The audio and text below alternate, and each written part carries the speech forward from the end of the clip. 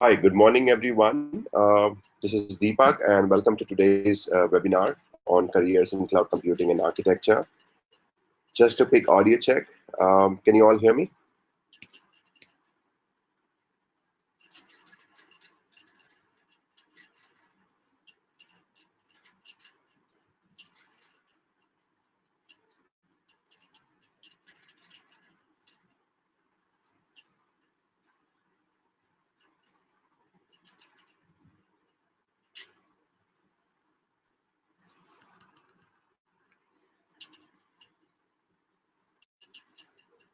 Hi, I see 7 of us here in attendance, and it would be great if you guys can confirm if the audio is good or not.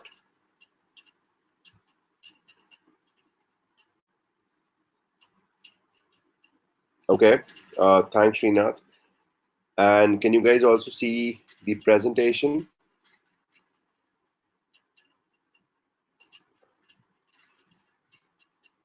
Can you guys also see the presentation? Okay.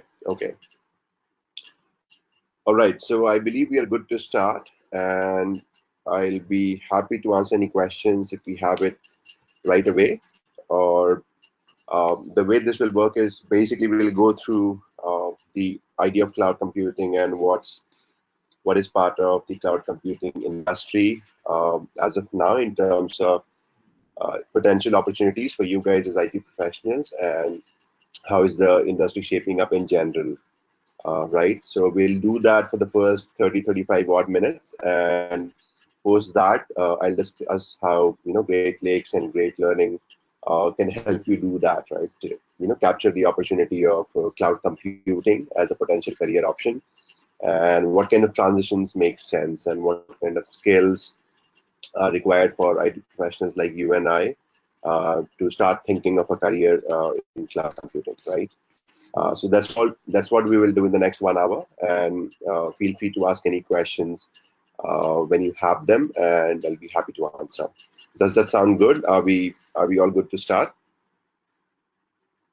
Anil, Bala, Dhanish, um, Deepan, Santosh, Satish, Srinath, and Sumit. Right. So it's a fairly small group here, which is good because we all get to ask quite a lot of questions since the number is less. And right. Okay. Thank you, guys. Let's start. Right. So, welcome to the webinar again. And so, if you see the last 10, 12 odd years, right? So, what's happening in the industry and what's happening, especially in the infrastructure space, less so in the application development space. So, companies have evolved. Right? If you look at the nature of companies doing business today, for example, companies like Ola and Uber and all of these food delivery applications, and not just e-commerce, right? Something like an urban clap, which allows you to book online services, and then you get real services from real people, and all of those kind of companies, right? So you know institutions like companies like AWS, or companies like Airbnb and so on. So these are companies which have changed how you do business, right? Who do not own their own infrastructure. So something like an Uber or an Ola or an Airbnb are all examples of hot tech-based startups, right? Technology-based startups, and these companies do not own their own infrastructure. Do not, worry about the IT support all the time. Do not worry about where the data is flowing into, how the storage is being created, and all of that stuff. So over the time, over the last 10, 12 years, companies have evolved, and they have evolved significantly, right? So they are spending less and less time, worrying about servers and server management and desktop support and IT personnel and IT staff and all of their skills and so on. So as a business, you want to focus upon your core strengths, right? So IT is itself and by itself is not a core business for Ola, right? IT, of course, enables them to help the customers get a ride. IT enables Ola and Uber to book customers for their drivers and also connect them with each other. So of course, it's an enabling factor, but Uber and Ola did not start as the IT companies, right? So all of us understand IT is an enabling service, and companies have evolved and they are spending really less time, worrying about the servers, because at the end of the day, as a business, you do not get any specific points to serve, to just use servers. Your essential goal and the ultimate aim is to serve your users, right? Because those are users are and the customers are the most important part of the business, right? So companies in general have stopped worrying about IT, and cloud as an evolving computing paradigm. It's already established, like we'll see in a couple of following slides. Cloud enables you to do that, right? Cloud enables you to just become somebody like an Oyo, right? And again, be a company at a global scale, right? Because IT can help you. Now, if you look at all of these examples here, Slack and Airbnb, like I mentioned in the past as well, and Thrive and Slack, uh, all of these products are IT-based products, but these are also global products, right? And all of these products have an intuitive understanding of what the customer needs. The most important fact here is they have all been built on cloud, right? So there's a term called born on cloud. So literally, many of the applications that you see here were, conceptualized and literally built from A to Z on cloud, right? So that's the age and times that we are living in, and cloud as a global computing paradigm allows you to do that, right? Because as a customer, you can consume as many number of services as you want, whenever you want and however you want it, right? So you can instantiate as many number of virtual machines, as you might like based on your application requirements, and you can service your global customers. So tomorrow, for example, if Slack has to go in a different country, or Airbnb has to start its services in a different country, it becomes easier for them because they are using somebody like AWS, right? So Amazon Web Services, and if Amazon Web Services is available as part of the potential country that Airbnb is exploring, so it becomes really easy for Airbnb to launch their business, right, in terms of technology. So that's what cloud is allowing you to do, and all of these companies are classic examples of how they have leveraged the power of cloud computing to become global entities, right? If you look at some of the statistics, right, and if you're wondering about, hey, as a cloud professional, and then let's say as an aspiring cloud professional, or as somebody just in the IT industry, when you talk about cloud, is it really there, right? Is the market out there? Do we have the numbers to support them? And is it just in India, or is it just at a global scale, and so on? So, uh, the slide in front of you is essentially to answer this question. If you look at the top left corner, this is actually an old number. Now, this number has gone beyond $200 billion. So if you look at the cloud computing spend on a global scale by as early as the next 2 years, 2020, it's more than $200 billion, right? Here it says 162, but that number has only increased, which is good news for aspiring cloud professionals. If you look at the top right corner, 85% is the number of companies using multiple clouds. Imagine, we are not even talking about one single cloud platform. We are talking about multiple cloud platforms, and the number of companies using such an approach is almost 85%. So literally every company is not just thinking about cloud, they are thinking about using multiple cloud platforms, right? So as a company, you might not just want to use, let's say, Amazon Web Services, but also something like Microsoft Azure, or let's say Google Cloud, or Oracle, or Alibaba, etc. Right? If you come to the second row in this particular statistic chart, and if you look at the first two boxes, right? So it tells you about the AWS market penetration and the Azure market penetration. Right now, obviously, these numbers evolve. These numbers evolve quarter on quarter. So AWS is the clear market leader, but Azure is quickly catching up, right? So Microsoft and AWS are clearly the top two cloud computing providers, cloud platforms. And although you do not see Google in this particular chart here, but Google is also catching up, not not just about the numbers, but in terms of the capabilities that it can offer, right? So Google is quite an innovative cloud provider, of course, because of the nature of the company as well. So Google has been historically and consistently one of the most innovative companies, right? So if you had to ask me, hey, what are the top three cloud providers? My answer would be, hey, AWS, Azure, and Google are the top three cloud providers that you can look forward to and that are active in the market, right? Um, so clearly the numbers are, are in favor of the evolution of cloud.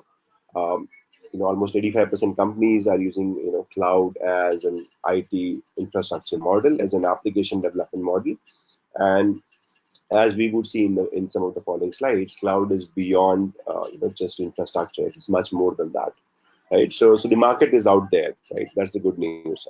The potential is out there, and the top three players are quite active in the cloud space, and these are huge companies at a global scale. So that's the good news for aspiring cloud professionals. Many of you might wonder that, hey, this is happening, maybe in North America or Europe or some other geography. Is it happening in India? That might be a very normal question to ask, and the answer is, hey, yes, that's happening in India as well, and it's happening at a real high pace. So if you look at just the public cloud services market in India, it's expected to be a $4 billion market by 2020, right? So that's almost about 3 times growth in the last 4 years. So it is happening in India as well. Cloud is being adopted at a radical pace, and this we are talking about just the public cloud market, right? We are not even discussing the private cloud ecosystem, the transition of legacy data centers to cloud-based data centers, and so on. So the market is huge, not just globally, but in India as well. And it makes more sense for India because we have been traditionally an IT services market, right? An IT services provider, and less so as a product market. So we have a lot of things to move to cloud. We have a lot of projects to move to cloud for our customers, right? For ourselves and so on. So this will only grow in the next 4 to 5 years, right? So the market is there in India as well. Now, if you look at the public cloud adoption, right? And if you ask me again, hey, who are the top three players who are being adopted by the companies? The answer is very clear. That's AWS, Azure, and Google Cloud. And if you look at the two colors here, the darker blue represents 2018, which is this current year, and the lighter blue represents last year. So if you look at the year-on-year growth, it's quite positive, right? It's quite consistent. So AWS, and this is from the respondents using multiple cloud platforms. So AWS is clearly the market leader here. So public cloud adoption in general is, continues to climb, and specifically the top three players that you see, Google, Azure, and AWS, continue to grow in the public cloud services market. Now, who is using cloud, right? That's a very seminal question.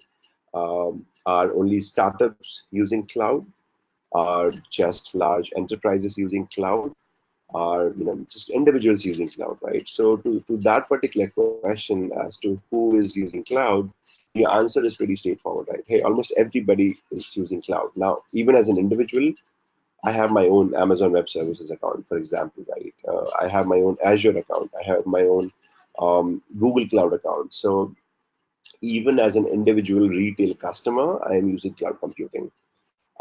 And almost every company on the planet is now leveraging cloud computing for some or the other benefit, right? So 96% of people are using cloud, and 71% of them are using a hybrid cloud solution, right? So a hybrid cloud is essentially some combination of public or private or on-prem or off-premise deployment, right? So we won't go into that particular discussion because that's not in the scope of this session.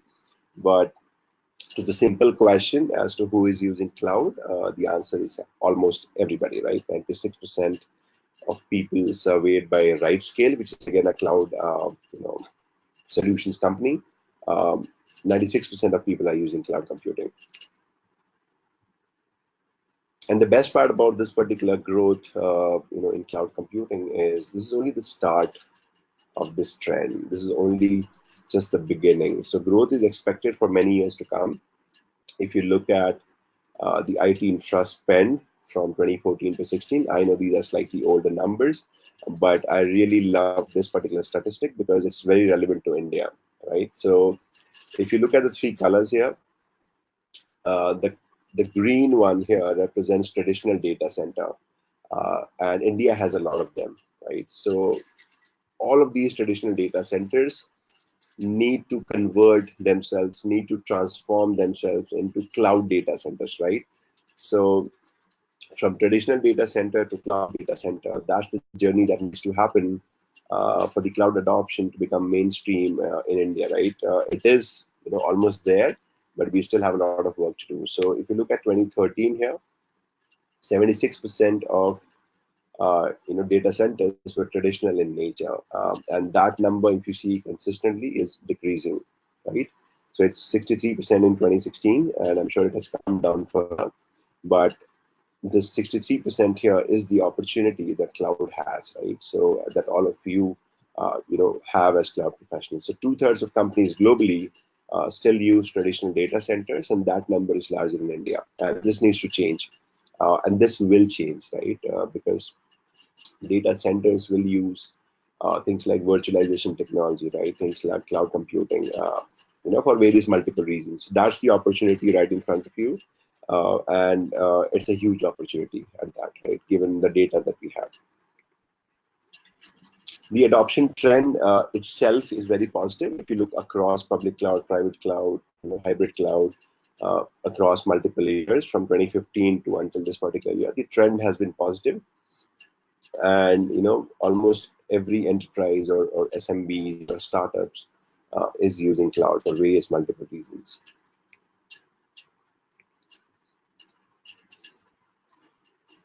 Right. Now, once we've seen that the market is out there, that the growth is really positive, that the opportunities are out there for people to take up new roles, pick up new skills and so on. Let us ask ourselves this question, right? Hey, is cloud only about infrastructure? Is cloud only about storing data remotely, which is the cliche understanding of what cloud computing is? The answer is a clear no, right? A big no. So cloud is much more than just data storage or a virtual machine or a remote computer.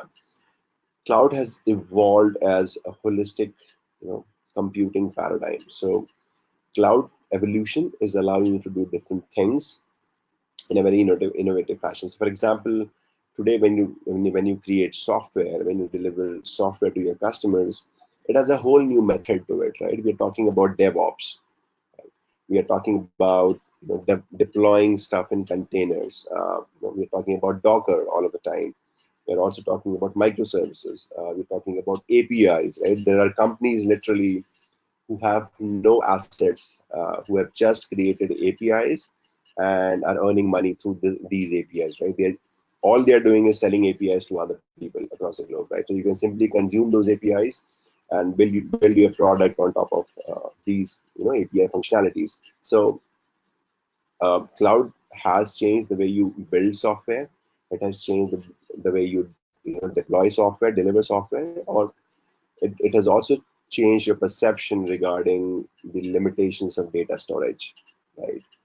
Where the data is going, how is it being stored is a different set of questions, but uh, things like a data lake or analytical databases, right, from people like Google or Facebook or AWS Redshift, you get the impression of having a huge global data infrastructure, right? As a customer, you're not worried about, hey, wherever my data is going, I don't care. All I need to understand is the data there, and I need to access it when I need it, for various multiple reasons. Um, so the illusion of having infinite computing resources, not just for data, but for your, for virtual machines, for your processes, for your applications, and so on, is something that cloud allows you to do, right? As somebody else's infrastructure. There are also other innovative things like computing, new computing paradigms like edge computing or fog computing. People are even talking about mist computing, right? So without getting into all of these nomenclatures and names, cloud is clearly just more than infrastructure, right? It's clearly more than just virtual machines or just DevOps or anything else. So it's a holistic computing paradigm. It involves a lot of things. So to become a cloud relevant professional, you'll have to understand all of these things themselves. Now, naturally, cloud professionals are in demand. These numbers are from 2017, and the actual numbers are important, but the essential message here is uh, cloud as an ecosystem is booming with growth, and you as a professional have an opportunity of latching on to this particular growth journey. And the salary numbers, the growth numbers also support the idea that cloud is a lucrative field to be in, and as a cloud professional, you'll have a lot of leverage in getting into your next career transition, right? So it's a top skill to have today. So like I said, there is much more to cloud than just infrastructure. You need to be a relevant cloud professional, you need to understand what are microservices, what are containers, what is DevOps, things like private cloud, for which Openstack is used a lot globally. Things like development and platform as a service and things like big data. These are some of the essential things that you need to know as a cloud professional. So clearly, cloud is more than just the infrastructure.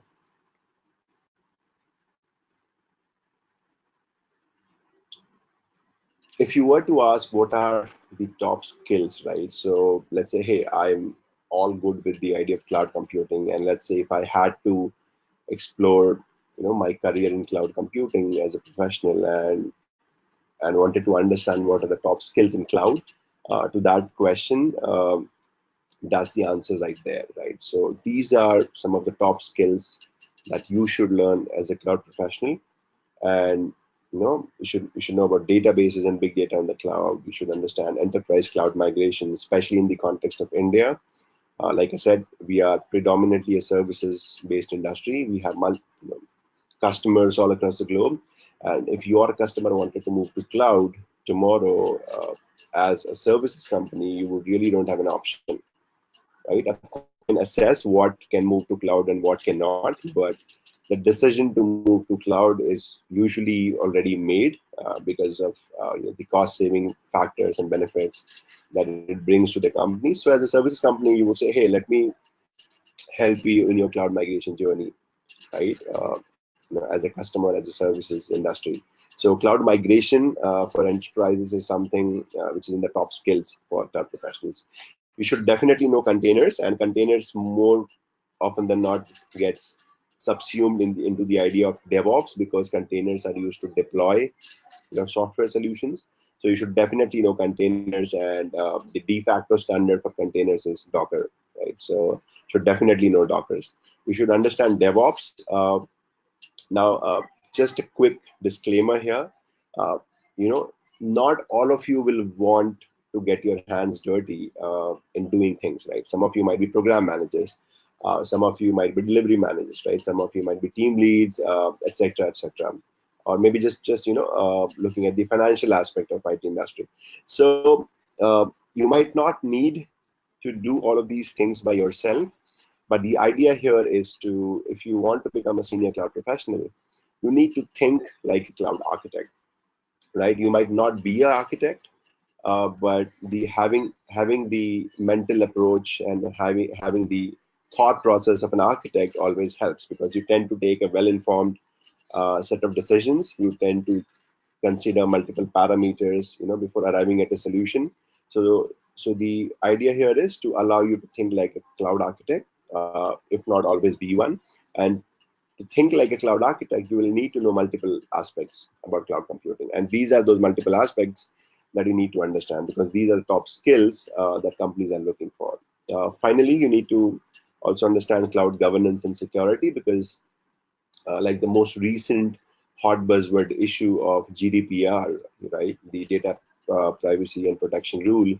across Europe, it affects you as a cloud provider, right? So if India says, hey, Amazon or Microsoft, if you have to do business in India, you need to have data centers in my country, and data from my customers should not leave the geographical boundaries of our country. So that affects you as a company, right? It has economic and commercial implications, right? So without, again, diverting from the main agenda here, so these are the top skills that you need as a cloud professional. And if you have, if not all, some of these, you're bound to have a lucrative career as a cloud professional. Now, when you start, so before we proceed here, let me just quickly ask: do we have any set of questions?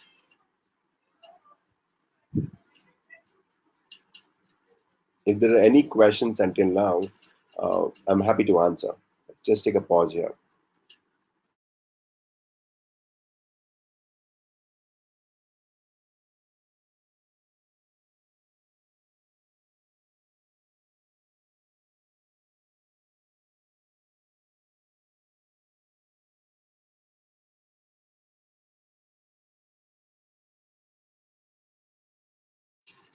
Okay, I do not see any questions here, so let's move on. All right. So if if you were to decide, hey, let me think about the best approach of becoming a cloud professional, and let me think about how to go about it, right? So if you are on LinkedIn, and if you are on other social networking websites, you'll see a very recent phenomena where very young people are doing certifications, right? They are doing certifications from different cloud providers, especially from AWS or Azure or any other cloud provider. And these are young folks, right? And not just about the age that they are in or the number of years of experience, but uh, and these people are calling themselves as solutions architect, right? So just a moment, guys.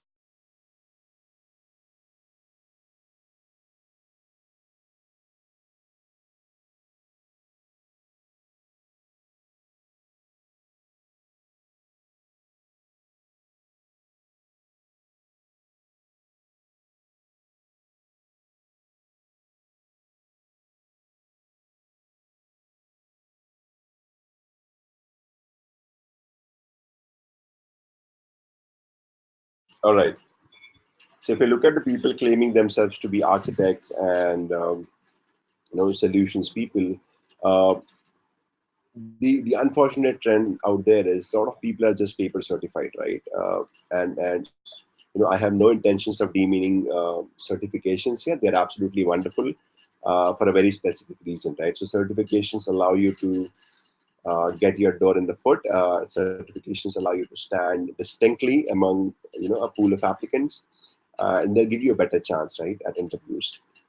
And of course, they test certain set of skills that you need to practice. But just certifications by themselves are not sufficient and are not enough, right? That's the idea here. So, and the sentiment is not just from me or Great Lakes or Great Learning. We When we create a program, we talk to the industry, we talk to senior folks, like you yourself in the industry, and people who are in hiring positions, people who are business decision makers, and people who are technical architects. Now, certifications by themselves are not sufficient because they serve a very specific purpose.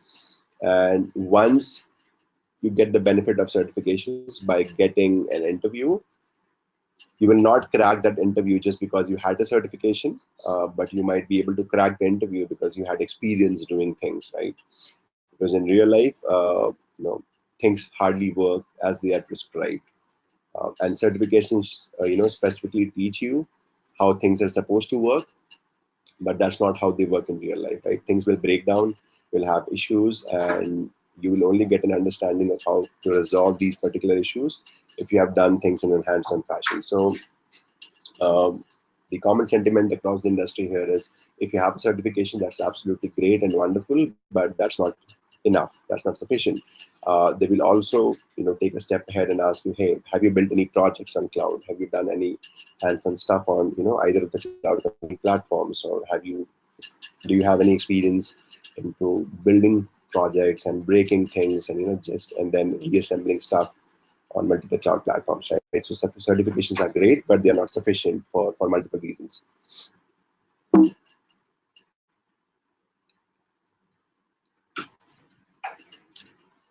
Let me take a pause here and see if you have any questions, because so we had a look at the market in general. We had a look at what are the top skills for you to aspire for as a cloud professional, and then once we've established the fact that, hey, it's a great IT trend to be a part of, it's a great career option, it's a great market growth story. The idea is to now understand, hey, how can Great Learning and Great Lakes help us, right, in grabbing this particular opportunity, and what do we have in offer for you. So before I dive into the specific details of the program that we offer at Great Learning and Great Lakes, let's take a pause here and see if we have any questions.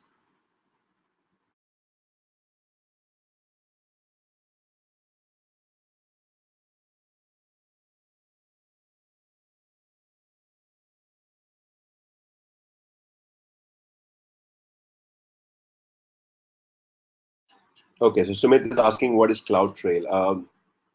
Sumit, essentially, CloudTrail is a kind of monitoring or auditing service from AWS, right? It will help you in your pursuit of cloud governance, right? So Trail is basically recording a set of transactions, right? So let us not get into the details of what the service is, because uh, the idea of this particular webinar or session is not to understand specific AWS services, but to quickly answer your question, CloudTrail is a governance service from Amazon Web Services, right? And you can read, more about it in the AWS documentation itself.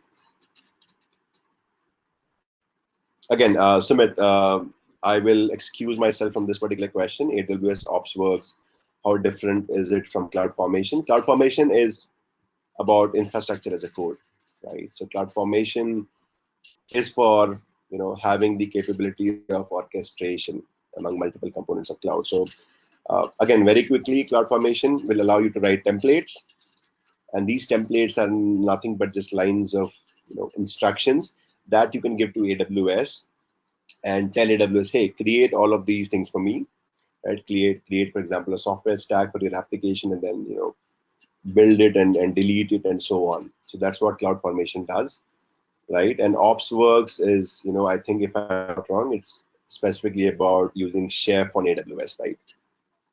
Using a managed service. So that's OpsWorks for you. But I suggest you read it, in detail, and let's not dive into, details about what's OpsWorks and CloudFormation.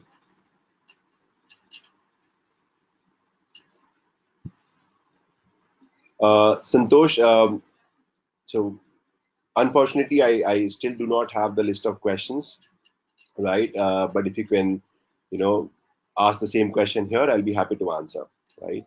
Uh, Absolutely, we can do that. But I need to understand the question itself, right? If you can ask the question here, I'm happy to answer. So Bala is asking, how can a person with 11 plus years of Oracle DB experience can benefit from this program?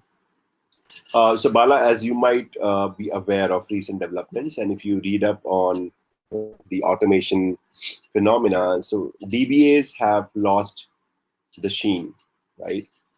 DBAs have lost the high demand status that they used to command, some years back, and for whatever good or bad reasons, a lot of the stuff that DBAs used to do has been automated, right? So, for example, there were dedicated jobs which required a person to take regular backups, right? There were dedicated jobs that were required for people to write to run administration, administrative queries.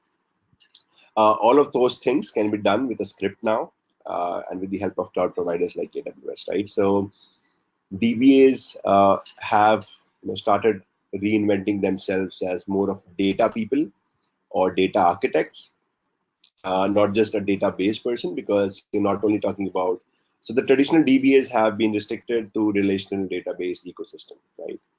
The set of concepts that people knew. But today you're talking about NoSQL data stores, like things like MongoDB or Cassandra, and so on, right? So as a DBA, you need to reinvent yourself, and you need to reinvent yourself as a data architect, or a solutions architect in general, leveraging your past experience. This program focuses on these very aspects itself, right? It focuses on what's RDBMS, it focuses on what's NoSQL data stores, how do they compare to each other, what are the cost implications, what can you do with your data, right? What are things like eventual consistency and so on in these NoSQL, terminology. And most important thing is, how do you use it with the cloud ecosystem? So you can become a solutions architect, to quickly answer your question, as an Oracle DBA, and because you would not like to remain a DBA for the rest of your career, right? Um, that's very clear, right? So none of us want to remain in the same position forever. As an Oracle DBA with 11 plus years of experience, you can reinvent yourself as a data architect who understands cloud, because no matter what architecture you're doing, you want to stay relevant to what customers need, right? And they need cloud computing. So you can become a solutions architect, in the context of cloud computing, and you can become a cloud architect as well, right? So that's the answer to your question. I hope it helps.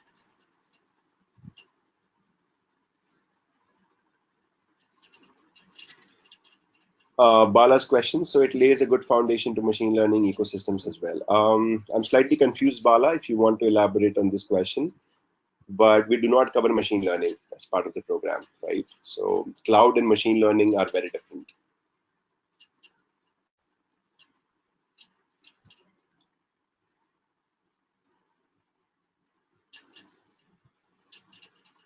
Uh, Deepan, can you still hear me? You have a very interesting question. Okay, so Deepan says, I am from Cognizant, and many people told there is no projects openings on cloud, and many people say it will take few years to get a job in cloud in India. Is it true? Deepan, I'm happy to respond that this particular perception is absolutely not correct. And a company like Cognizant definitely has openings and projects in cloud, right? That's not me. You can search on any particular job portal. You can talk to people in Cognizant. And as a services company, Cognizant definitely has, cloud-based openings of projects. And in India, we have a whole set of jobs in cloud computing. You don't have to take my word. Just log in onto LinkedIn or your favorite job search site, and just search for positions like cloud engineers or cloud architects or AWS solutions architect and so on.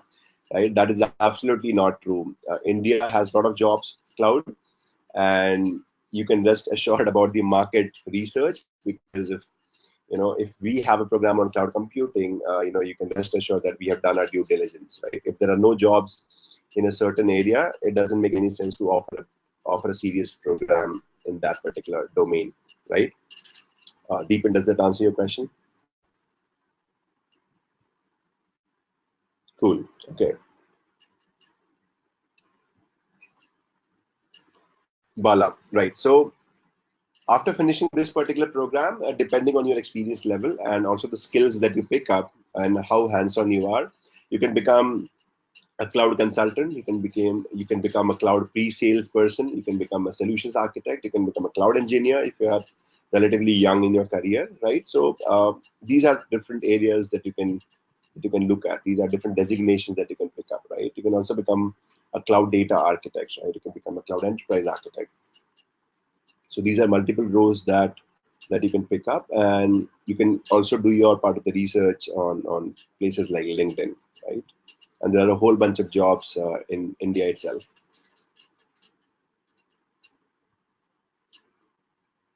Santosh, your remark and the question is a little long, so let me not read it, but to quickly answer your question. So Santosh says he's from network security domain, works with multiple items in the networking domain, and his question is, do you see job opportunities in cloud, and where can I continue to work in security domain without getting too much into other domains like systems? Santosh, for your question, so security is, see, a blanket skill, right? So it's a horizontal skill. It's not just about app security or data security or security when the data is in movement or at rest, and not just about intrusion detection and stuff. Right? So it's a blanket skill. It spans across different concepts, no matter what kind of systems you're working with. So based on your background, you have a natural, you can have a natural evolution into a cloud architect or a cloud security architect or a cyber security person, right? So even if you become a specialist cybersecurity guy, you will have to understand cloud in detail in a hands-on fashion, because guess what? Where will you do your security stuff, right? As an expert, you need infrastructure. You will have to go where people are active. You will have to go where projects are deployed, and that's cloud for you, right? So whether you like it or not, as a security person, you will have to learn cloud to stay relevant. And unfortunately, if you don't, pick up on that transition, you might have, the fear of becoming irrelevant, right? Because earlier it was traditional data centers, on-premise infrastructure. So your security folks and security systems were aligned to that idea. But now that things are happening on cloud, as a security guy, you need to understand it, right? So, Santosh, I hope that helps you. Sumit, great question. OpenStack, how is the relationship with cloud computing? Okay, so Sumit, let me ask you this. When you learned, let's say, if you learned programming, are you from computer science background, Sumit?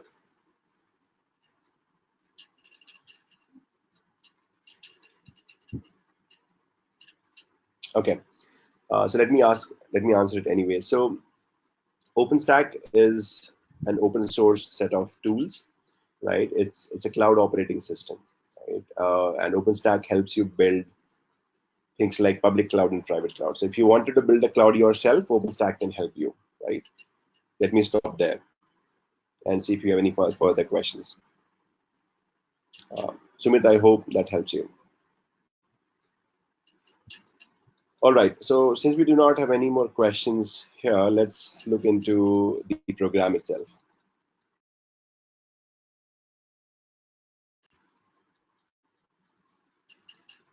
So the program that we offer on cloud computing, right? It's called the PG program in cloud computing.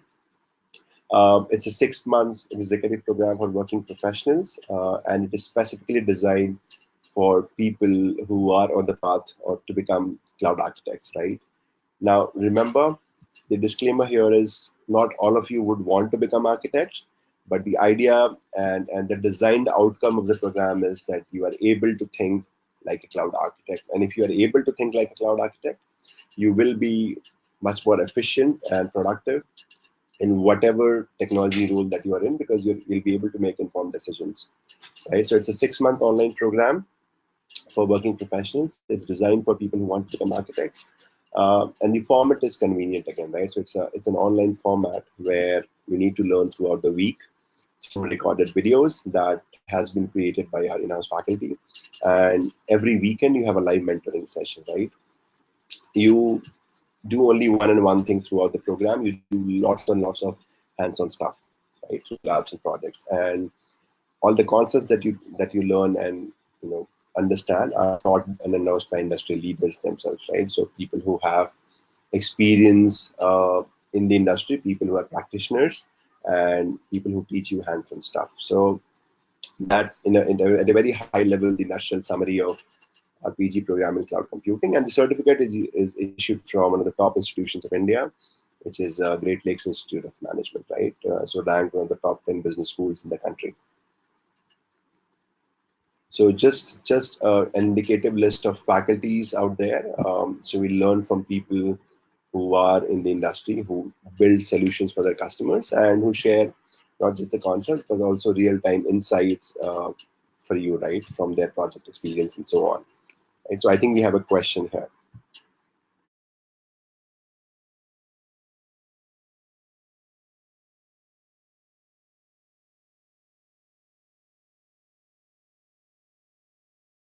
Danish has a question. Will we be learning OpenStack thoroughly in this course? So Danish, again, that's a subjective question. Can you elaborate? What do you mean by thoroughly? Is there anything specific you're looking to learn? But for your question, we cover only OpenStack essentials, right? So we do a single node proof of concept cloud. We build it in our lab, which means you as a participant will build yourself either on Ubuntu or CentOS. But building a private cloud, having multiple nodes and so on, is something that we do not do, because private cloud, it has a lot of physical infrastructure limitations. But that we do on AWS and Azure.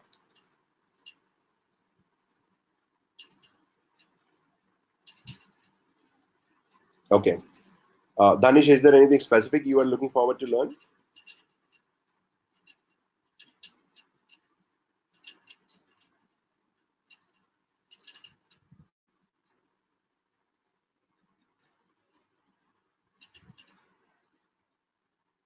Okay. Sumit, okay.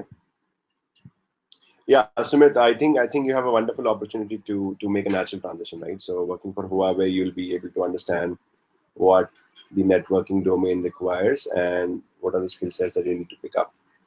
So I think you have a natural opportunity there.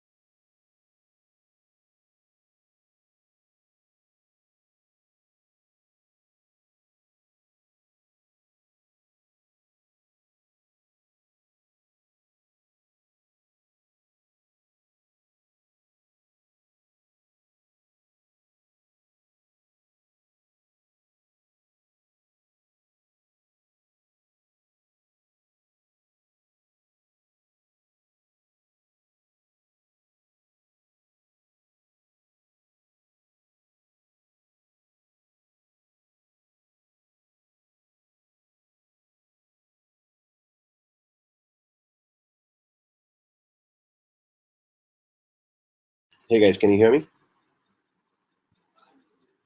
So yeah, sorry. I think there was some issue with the audio. I think it's good now. Okay, so like I was saying, the program itself is divided into logical phases, and as a learner, you will progress through initial, homework kind of preparatory work, which will allow you to come at the same level as other people, because all of you come from different backgrounds, right? So sometimes you need to pick up a specific skill like shell scripting or networking concepts. Sometimes you also need to unlearn a couple of things because you had a long career into one, let's say, couple of domains. So the program takes you through different phases, and you learn absolute basics of cloud, from foundations to actual services on AWS, Azure, which are core and managed services. And you progress through to the end of the program, learning things like containers, big data, DevOps, microservices. And you do a 3-month team project, which is a rigorous project, in which you take a real life problem and do everything from consulting to solution deployment with your team. So that's an incredible experience that you can get as part of this particular program. Um, Towards the end of this particular session, right, people usually have questions about, hey, do you guarantee placements? Do you give job opportunities and so on? So to quickly answer that question, for senior people like you who have almost a decade of experience in the industry and who are mid-senior career professionals, guarantees do not work for us because that's not how the industry functions.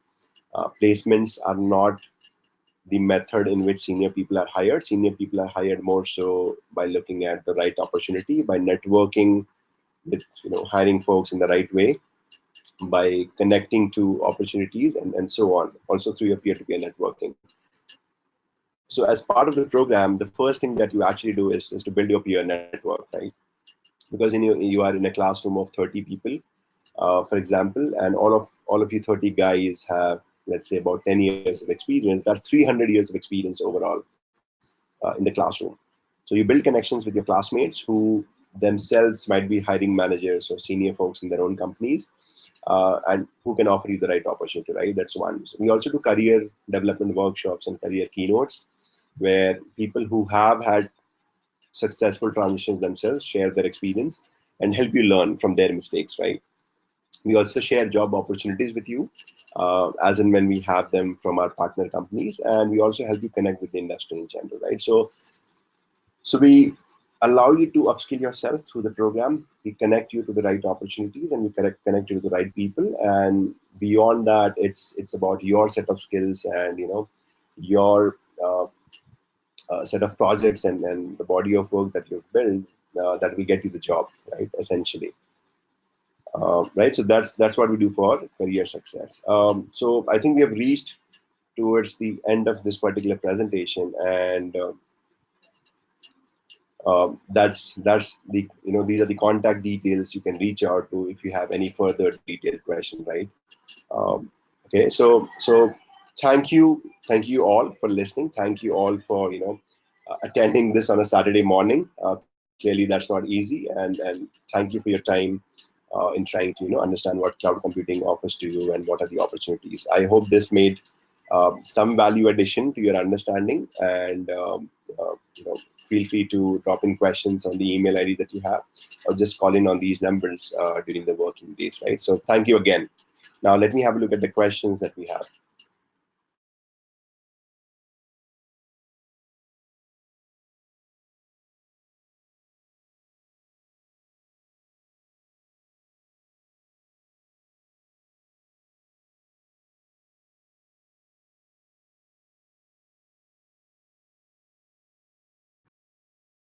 Okay, so I do not see any further questions here. So I can take one more question here in the interest of time. So if anybody has a final question, okay. Venkat Vamsi. Venkat, we use Python, but we do not teach Python, right? But although this program does not cover Python, we have a lot of free resources that you can use to learn Python, right? In our other programs. So as an organization, we can teach you Python, but it's not part of this program specifically, right? But we can certainly help you do that. Does it help you?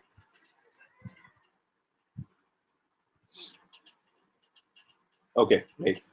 Uh, Jamil, okay. What are the prerequisites? Skill set, we good to have it before. Okay, so Jamil, it's mentioned on the website, but in very simple words, right? The prerequisite is that you understand what a network is, for example, right? So you need to have a basic networking set of concepts. Okay, you need to understand basic operating systems.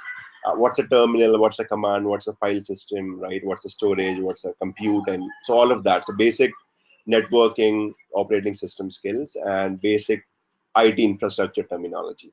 Right? So at a very high level, that's what you need. Sumit, that's correct. Yeah, you need to work on Linux rigorously. That is correct.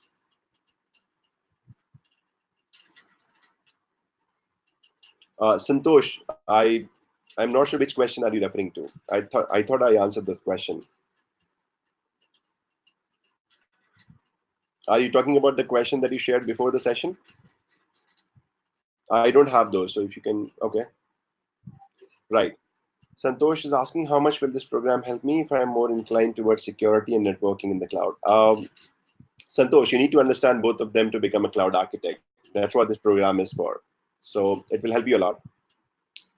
but it will not make you a cybersecurity expert, right? You can become a cloud security guy, but not a cybersecurity person, because cybersecurity is a much broader area to learn, and it's not a cybersecurity program. But networking and security for cloud, definitely yes. Yeah, Srinath, yes, I'm coming to your question. For AWS, what are the timings? If this is online, if this is available on online, also like classroom classes in Bangalore. Srinath, this is completely an online program. There are no classroom sessions, so you can do it from wherever you are, and it's only on the weekends. But the live engagement is on weekends, but you also need to dedicate time during the weekdays, right, for learning purposes. So you need about 8 to 10 hours of time dedication in this particular program. Srinath, I hope that answers your question. It's a weekend online program.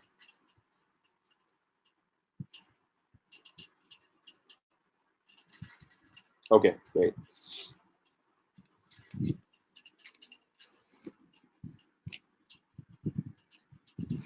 All right. So again, in the interest of time, I think we'll have to close this particular session. And um, very happy to see the set of questions that we had. And thank you everyone for attending this. Wish you a good day and all the best for your careers, right? If you have any further questions, just drop in your queries into the email ID or call us on the given number. Thank you again and have a good day.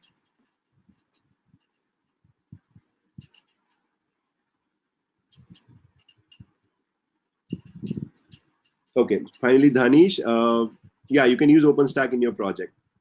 That's fine. Thank you again, everyone.